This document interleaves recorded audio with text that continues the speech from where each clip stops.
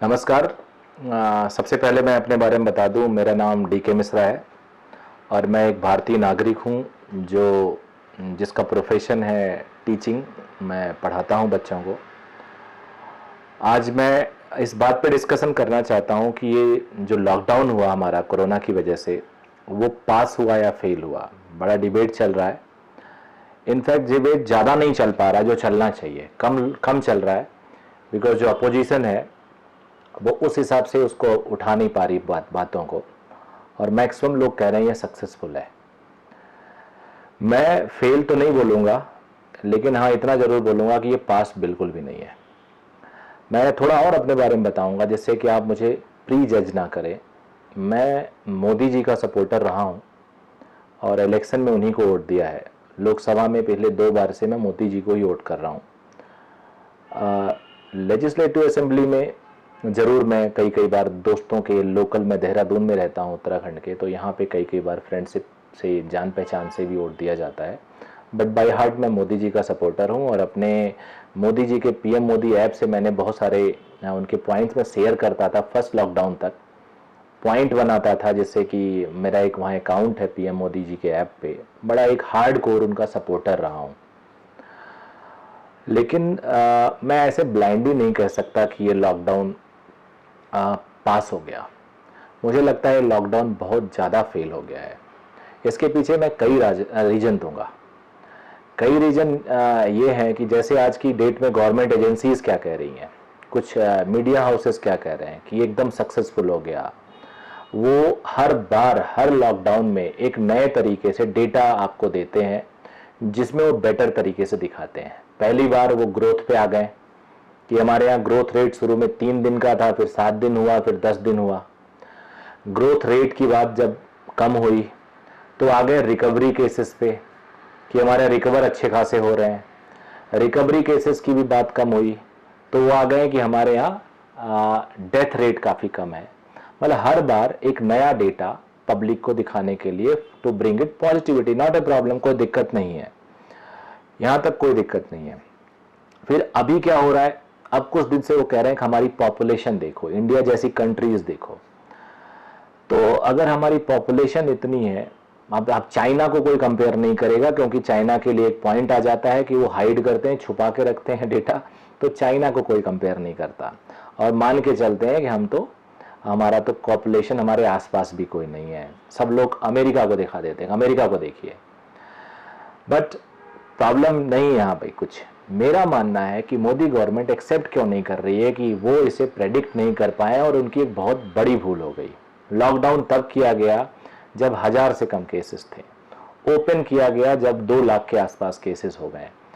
तो क्या as per the government हम इंफ्रास्ट्रक्चर डेवलपमेंट के लिए इतना बड़ा सेक्रीफाइस किए हैं कि हम इंफ्रास्ट्रक्चर डेवलपमेंट कर लेंगे, अब हम PPE किट अपने घर पे बनाएंगे, हम मास्क अपने घर पे बना रहे हैं, हम सैनिटाइजर अपने घर पे बना रहे हैं, हम वेंटिलेटर बना रहे हैं, इसीलिए हमने इतना बड़ा कंप्रोमाइज किया? हमने पूरी अपनी इकोनॉमी बर्बाद कर दी है।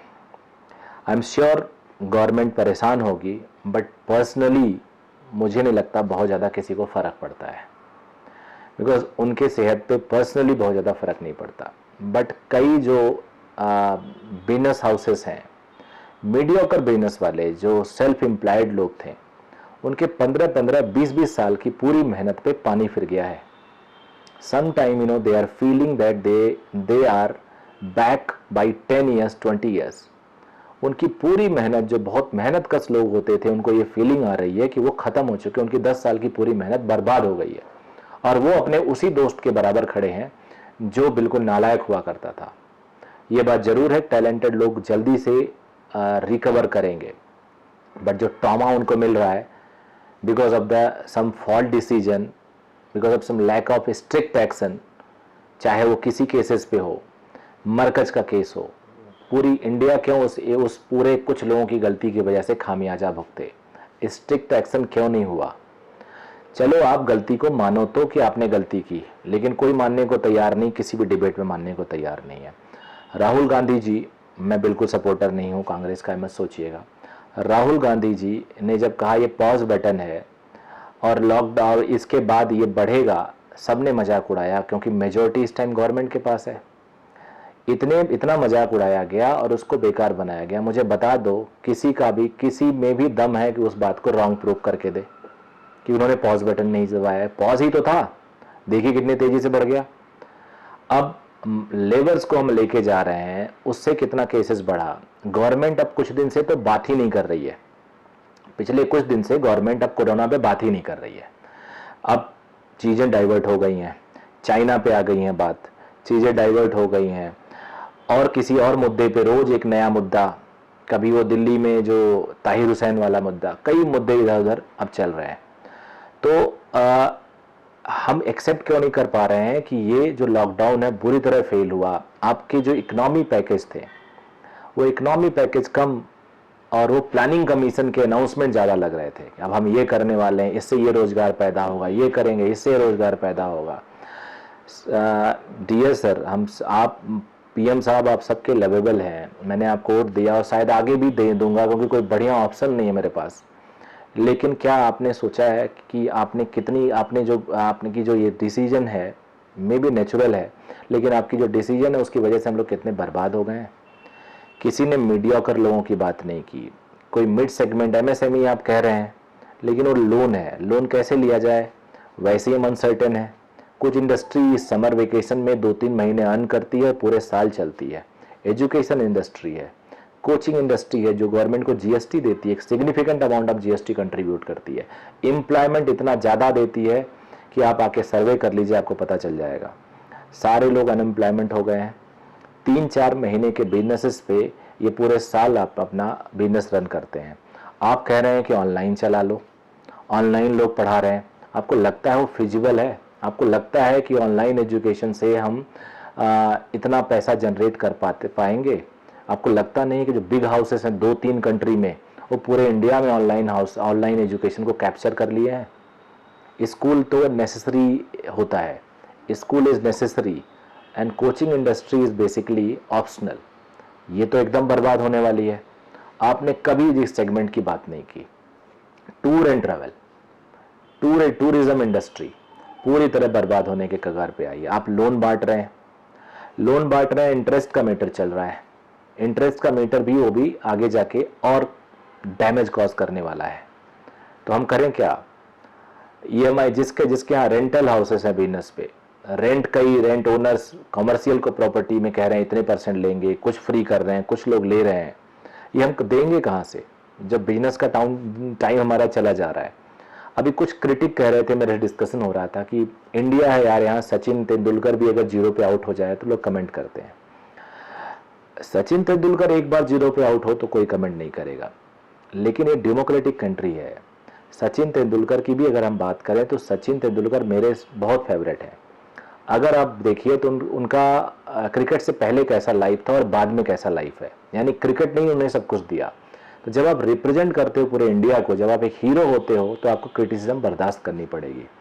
अगर आप, मेरे दोस्त जिसने कहा कि सचिन तेंदुलकर 0 पे आउट होने पे भी उनको लोग क्रिटिक करेंगे, उनकी जगह पे आप जाइए, गली क्रिकेट खेलिए, 10 बार आउट होइए, नो वन विल से। फिर जब आप कंट्री को रिप्रेजेंट करेंगे तो एक्सपेक्टेशन होगा 1-2 बार नहीं, लेकिन अगर उससे बड़ा डैमेज कॉज होगा तो आपको बर्दाश्त करना पड़ेगा। सेम वे मोदी जी को भी बर्दाश्त करना पड़ेगा, उन्हें एक्सेप्ट करना चाहिए बहुत बड़ी गलती हो गई। कहाँ हम सोच रहे थे 15 दिन में जीतेंगे युद्ध को महाभारत की तरह, कहाँ हम एकदम पॉजिटिविटी में थे। एक बंदा इंडिया का, इवन ऑल पार्टी सपोर्ट कर रहा था, इनके ऑपोजिशन भी बीजेपी के सपोर्ट कर रहे थे लॉकडाउन 1 लॉकडाउन 2 को। लेकिन उसके बाद जो डिसीजन हुआ गवर्नमेंट का, वो किस तरह हम लोगों को बर्बाद कर दिया। अभी आप लॉकडाउन अनलॉक कर रहे हैं, अनलॉक पूरा कर दीजिए, लेकिन अगर केसेस कम नहीं होंगे तो इकोनॉमी रिवाइव कैसे होगी? लोग शॉपिंग कैसे करेंगे? लोग खर्चा क्यों करेंगे? जिनके पास 10 रुपया भी है वो बचा के होल्ड करके चलेंगे। आप अनलॉक कर रहे हैं, बट बिजनेसमैन से जाके पूछिए कि उनके पास क्या प्रॉब्लम आ रही है।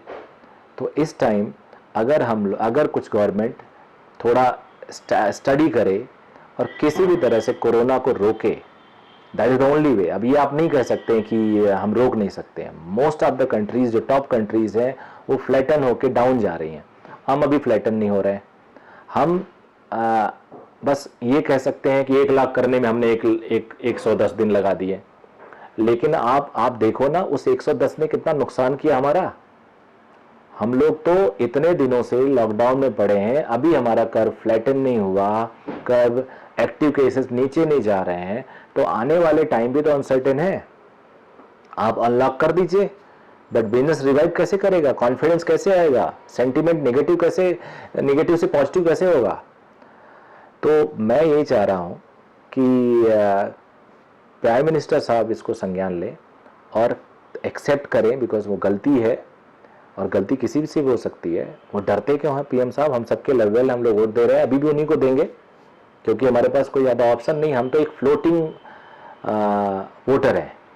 हमने उनको सपोर्ट किया, पूरा एक प्रोफाइल बनाया और मैंने पॉइंट गेन किए पीएम मोदी ऐप में, बड़े सारे मेल भी किए। अभी मैं उनका मेल करना, सपोर्ट करना और शेयर करना बंद कर दिया।